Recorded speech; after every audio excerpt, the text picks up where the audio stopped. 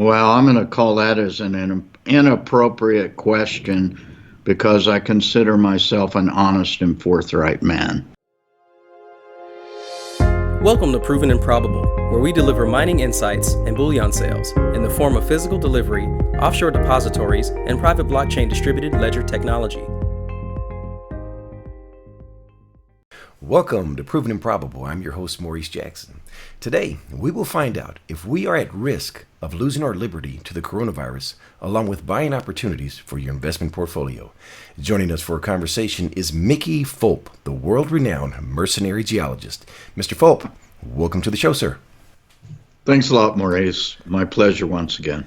Absolute delight to have you back on our program, sir. Mickey, you are the mercenary geologist, but you're equally regarded highly for your views on philosophy and politics. And every time we speak, my neurons expand. You and I have shared concerns regarding the erosion of liberty as the federal government and municipalities have been perniciously increasing their influence over the years, and in particular, in their response to the coronavirus. Sir, what concerns should we have regarding our liberties that many people are not considering due to the government's response to the coronavirus? Well, I think it really comes from state and local governments right now. And rightly so, the state and local governments are responsible, ultimately, not the federal government, for instituting policies regarding what I prefer to call the Wuhan Flu.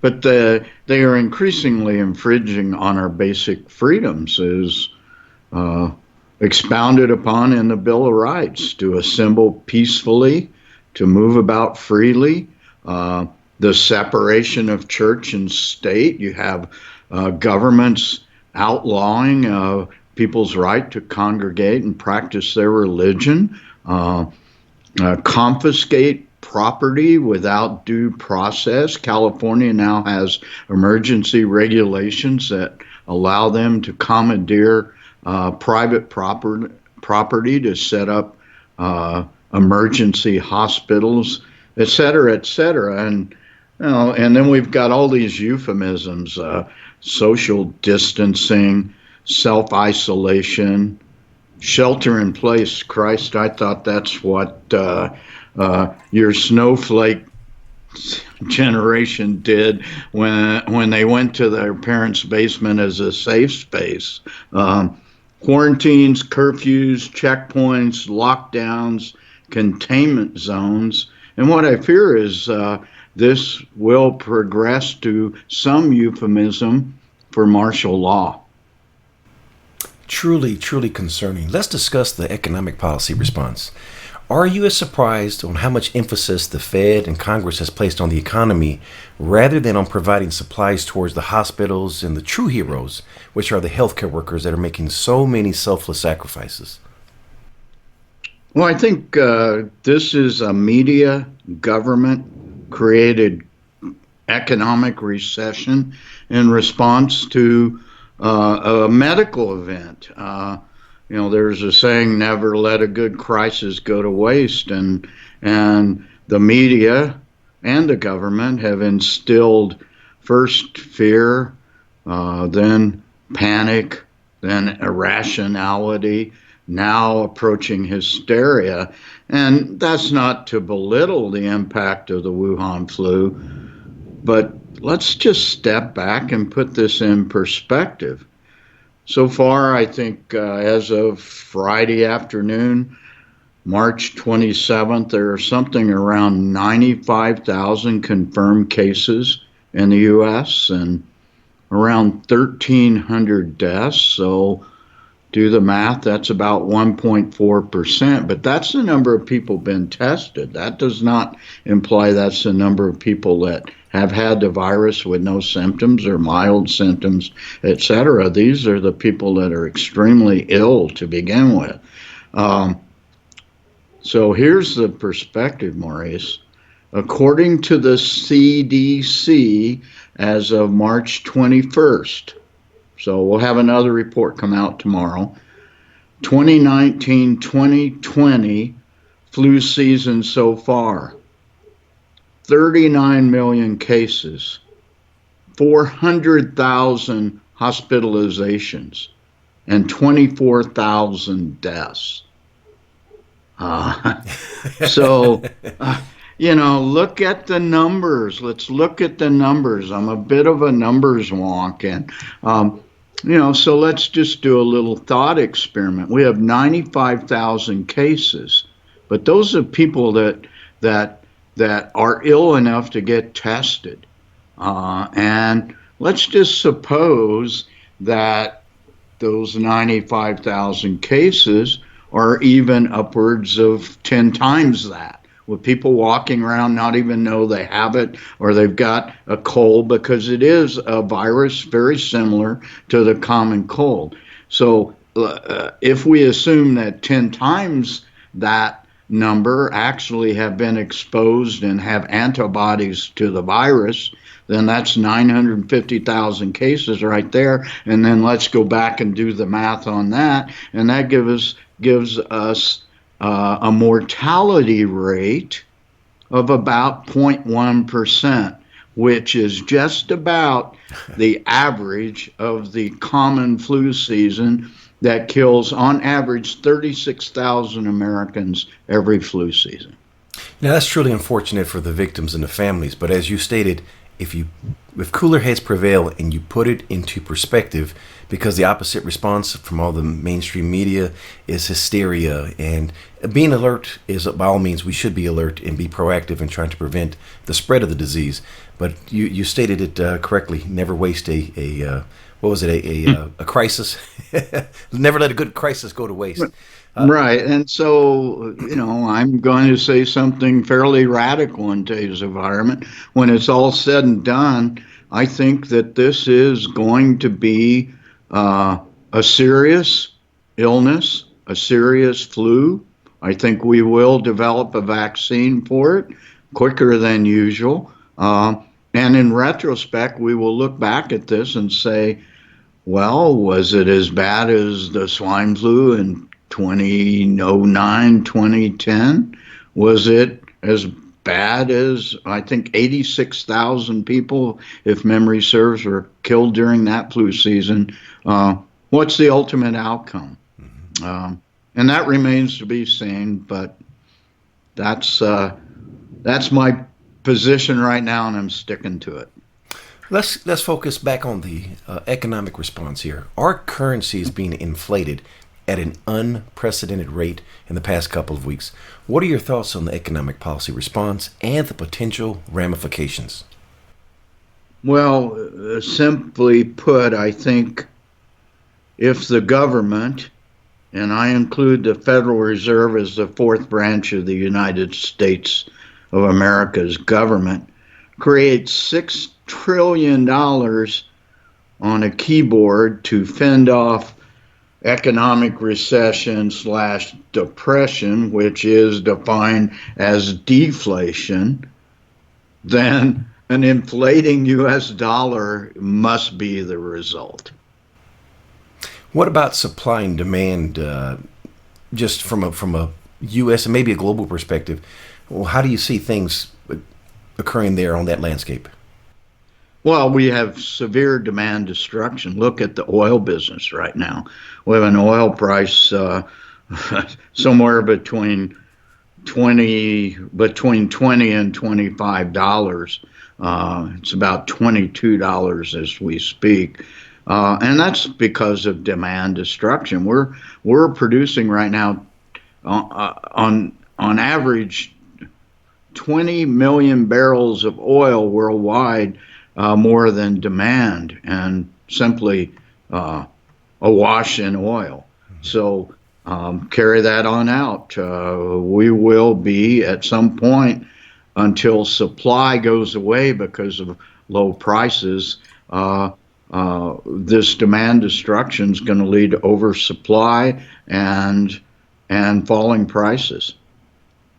And that will lead to some buying opportunities potentially that we'll get to later on in this conversation. Let me ask you this. Is government rewarding bad behavior? And if so, how? Well, you can argue that. Let's look at this $2 trillion stimulus package, which includes $75 million for the National Endowment for the Arts and $75 million for the Corporation for Progressive Broadcasting, what I like to refer to as, $25 million for the Kennedy Center after it was remodeled a couple of years ago at a price of $250 million. So lots of waste there. And going on with that thought, that bill is rewarding bad behavior because it's giving $1,200 to every American that earns less than $100,000 a year. It's going to write them a check and probably deposit in your bank account. I don't think they write checks anymore for those sorts of things. Not only your state unemployment benefits, and this certainly has severely affected a portion of the people in this country who cannot afford because they've never saved. But in addition to a usual state where you're able to collect unemployment for a period of 6 months, some portion of that. They've extended unemployment benefits at 100% for another 4 months. And in New Mexico, and I'm not sure if other states or not, you don't even have to look for a job during that period of time. So the idea that people who do not accumulate nest eggs, who are deeply in debt, who live hand to mouth from paycheck to paycheck, they're certainly going to be adversely affected. But here comes Uncle Sam in with all these reasons not to work. So someone gets unemployment for 6 months and they've got another 4 months of unemployment at their full wage. What incentive do they have to go back to work? Which leads to my next question. Once citizens receive their first stimulus payments for not working, what are the chances of more checks and increased amounts on the horizon by the government? Well, I think everybody has already said in government that this is a start. So this $2 trillion plus the $4 trillion the Fed's created on a keyboard, there'll be another bailout package, or there'll be another stimulus package, or whatever euphemism they choose to call it. So it's not good. I mean, the ultimate result of this is we'll default on our debt, and once again, we've done that twice since 1930. You know, it's somewhat counterproductive, and you correct me if I'm wrong. If you inflate your currency, the result is higher prices. Well, why are so many people, especially those that advocate minimum wage, they're stating that the cost of living is so high? Right there's your culprit. It's the Federal Reserve, it's expansion of our currency. But they look at the short term as, I want this paycheck. Now, multi-trillion-dollar question. Who is going to pay for this, when, and how? Well, we ultimately do as citizens, and of the United States of America, and I've already said this, it's going to result in a default on the debt and demise of not only the U.S. dollar as the world reserve currency. This is happening all over the world. So ultimately, it will result in a demise of the world's fiat currencies, and that's the natural order of things. Every fiat currency since the Roman Empire, and perhaps longer than that, has basically inflated itself and resulted in default. I just can't tell you when that's going to happen. If you, Mickey Fulp, were a member of Congress, what would you recommend as appropriate economic response? Well, I'm going to call that as an inappropriate question because I consider myself an honest and forthright man. I think we can read between the lines on what the response would be, and I would echo that. I second that emotion, sir. I think there's a couple of honest politicians. Dr. Ron Paul, when he served in the U.S. Congress, and his son, Rand Paul. Those are honest, forthright men that I admire. Mickey, who is ultimately responsible for the decline and degradation of the United States? Well, it's the politicians that we, the people, vote them in. But most importantly, I think it's the deep state bureaucrats who actually run the government. They are entrenched in their job for their entire careers, and they answer to no one except the ephemeral bosses that are appointed by one set of politicians or the other that we have elected. Switching gears, do you have any buying opportunities at the moment that you would like to share with us? Well, I think it's not too late to buy gold. That's assuming you can find someone who is selling gold and delivering it promptly. And that's a problem right now. Besides gold, are there any other precious metals that would pique your interest at this time, or just gold? Just gold for me.